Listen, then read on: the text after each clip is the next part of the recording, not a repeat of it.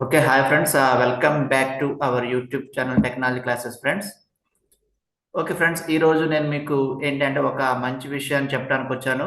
So అదేంటంటే ప్రధానమంత్రి ఒక సూర్యఘర్ యోజన అని చెప్పి ఒక స్కీమ్ ఉందండి. సో అదేంటంటే సో మనకి సోలార్ రూఫింగ్ అనేది ఇస్తూ ఉంటారు అన్నమాట. సో మనకు ఆ సోలార్ రూఫింగ్ అనేది ఏంటి అనేది చూడాలి అంటే కనుక సో ఇక్కడ ఈ వెబ్సైట్లో జస్ట్ 1 సెకండ్ అండి, పైకి పెట్టేస్తాను. ఓకే, సో ఇక్కడ ఈ వెబ్సైట్ ఉంది కదండి. సో ఇందులో ఇక్కడ లాగిన్ ఆప్షన్ ఇచ్చారు కదా. సో ఇక్కడ ఏంటంటే మనం ఫస్ట్ సైన్ అప్ అవ్వాలన్నమాట. సో మనం కస్టమర్ కాబట్టి కస్టమర్ లాగా సైన్ ఇన్ అవ్వాలి. సో మనకి ఈ వెబ్సైట్లో ఏమి ఇస్తారు ఏంటి అంటే కనుక సో మనకి ఇంటి పైన సోలార్ ప్యానల్స్ పెట్టుకోవడానికి వాళ్ళు ఫ్రీగా సబ్సిడీతో వీళ్ళు సోలార్ ప్యానల్స్ అనేది ప్రొవైడ్ చేస్తారన్నమాట. సో ఇది ఎలా ప్రొవైడ్ చేస్తారు ఏంటి అంటే ఒక 4 స్టెప్స్ ఉన్నాయండి. సో సో ఇప్పుడు ఆ 4 స్టెప్స్ వచ్చేసి ఇక్కడ స్టెప్ బై స్టెప్ ప్రొసీజర్ ఉన్నాయి. మొత్తం 6 స్టెప్స్ అనమాట. సో ఇక్కడ ఫస్ట్ స్టెప్ లో చూసుకుంటే ముందు వచ్చేసి మన కరెంట్ మీటర్ ఉంటుంది కదండి. సో మన ఇంట్లో వచ్చేసి మనకి నెల నెల కరెంట్ బిల్ వస్తుంది కదా. సో ఇప్పుడు ఆ current meter number and phone number and mail ఐడితో మనం సైన్ అప్ అవ్వాలి. ఇక్కడ ఫస్ట్ స్టెప్ అదే అనమాట. సో సెకండ్ స్టెప్, సో ఇక్కడ సెకండ్ స్టెప్ ఏంటంటే సో ఇక్కడ మనం లాగిన్ అయిన తర్వాత మీకు అప్లై ఫర్ ఒక roof top solar as per the format అని ఉంది కదండి. సో దాన్ని చేయాలన్నమాట. సో మనం అప్లై చేయాలి. అప్లై చేయాలంటే మన Aadhaar card, pan card, bank details and me address proofs ఒకసారి ఇవన్నీ కూడా ఇవ్వాలన్నమాట. సో వాళ్ళు వచ్చి మీకు వెరిఫై చేస్తారు. సో ఇక్కడ చూసుకుంటే కనుక ఓకే, ఇప్పుడు దాకా ఎంతమంది అதாவது ఇప్పుడు ఈ స్కీమ్ ని ఒక వాడుకున్నారు అనేది, అలాగే ఇప్పుడు ఎంత మనీ అనేది వాళ్ళు ఈ స్కీమ్ మీద ప్రొవైడ్ చేశారు అనేది ఉంటుందన్నమాట. సో అలాగే మూడో స్టెప్ వచ్చేసి so once you get a feasibility approval. So ఇక్కడ ఫీజిబిలిటీ అప్రూవల్ అంటే ఏంటి అంటే కనుక మీరు అప్లై చేసిన తర్వాత సో మీ ఏరియా నుంచి ఎంతమంది అప్లై చేశారని ప్రతి నెల ఏంటంటే ఒక పీడిఎఫ్ ఫైల్ అనేది జనరేట్ చేస్తారు. ఫర్ ఎగ్జాంపుల్ మీ ఏరియా నుంచి ఒక 10 మంది, ఒక 20 మంది, 100 మంది అట్లా అప్లై చేశారు అనుకోండి. సో అంటే ఇప్పుడు మీ ప్లేస్కి వచ్చి వాళ్ళు వెరిఫై చేసుకుంటారు. సో ఇప్పుడు అదే అంటే మన కరెంట్ ఆఫీస్ నుంచి వస్తారన్నమాట. లైన్మెన్ కానీ లేకపోతే మీకు ఇప్పుడు ఏఈ కానీ జేఈ కానీ ఇట్లా ఉంటారు కదండి. సో వాళ్ళు వచ్చి వెరిఫై చేసుకుంటారు. అంటే మీ ఇంటి పైన వాళ్ళు ఏంటంటే సోలార్ ప్యానల్స్ పెట్టుకోవచ్చా లేదా, అంటే పెట్టుకోవడానికి మీ ప్లేస్ అనువుగా ఉందా లేదా అని చెప్పి వాళ్ళు చెక్ చేసుకుంటారు అన్నమాట. చెక్ చేసుకుని దాన్ని అప్రూవ్ చేస్తారు. సో ఇక్కడ once installation is completed, submit the plant details and apply for new meter. ఓకేనా. సో ఫోర్త్ స్టెప్ అదనమాట. ఫిఫ్త్ స్టెప్ వచ్చేసి ఇప్పుడు commencement of certificate will be generated from the portal and after installation of net meter and inspection by discom అనమాట. So ఇక్కడ ఏంటంటే ఇప్పుడు దానికి ఒక సపరేట్ మీటర్ అనేది ప్రొవైడ్ చేస్తారు.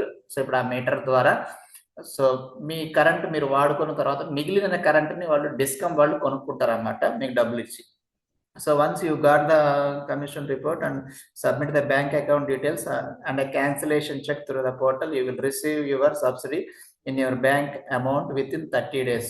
సో ఇక్కడ ఏంటంటే సోలార్ ప్యానల్స్ పెట్టుకోవడానికి దాదాపు ఒక 2.5 లక్షల దాకా ఖర్చు అవుతుంది.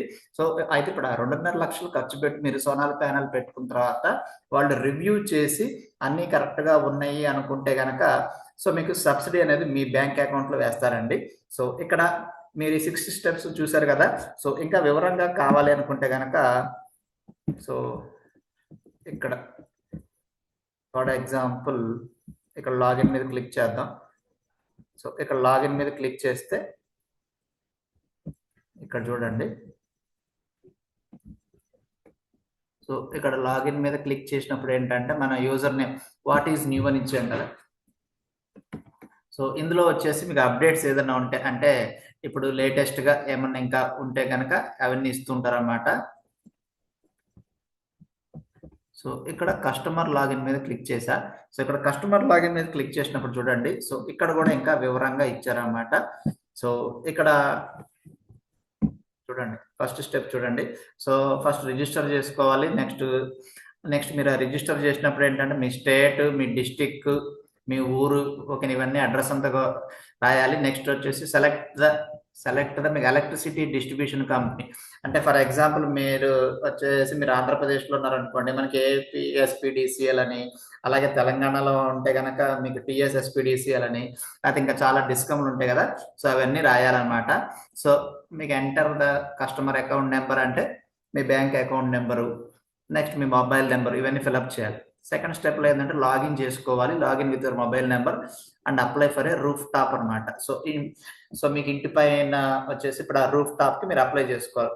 అయితే చాలా మంది అడుగుతున్న విషయం ఏంటి అంటే, మన సబ్స్క్రైబర్స్ కావచ్చు, లేకపోతే నేను లైవ్ సెషన్ పెట్టినప్పుడు కూడా అడుగుతున్నారు చాలా మంది, అండ్ మా ఫ్రెండ్స్ కూడా అడుగుతున్నారు. సో మనకి సోలార్ ప్యానెల్స్ పెట్టుకోవడానికి మన ఓన్ హౌసే ఉండాలా, లేదా అంటే కనుక రెంటెడ్ హౌస్ అయినా పర్లేదా అని అడుగుతున్నారు.